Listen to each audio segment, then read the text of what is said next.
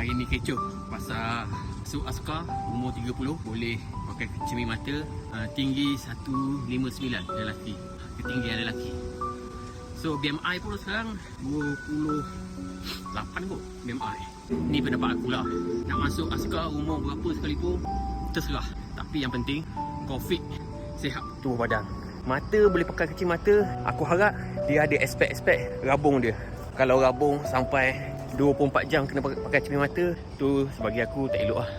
Kalau BMI pula kan, kalau terlampau besar sangat, tak handsome tentera ni. Ariskan semua sekali tentera. Semua gemuk-gemuk, kan macam tak handsome. Yang penting kan, UKA kau mesti lulus.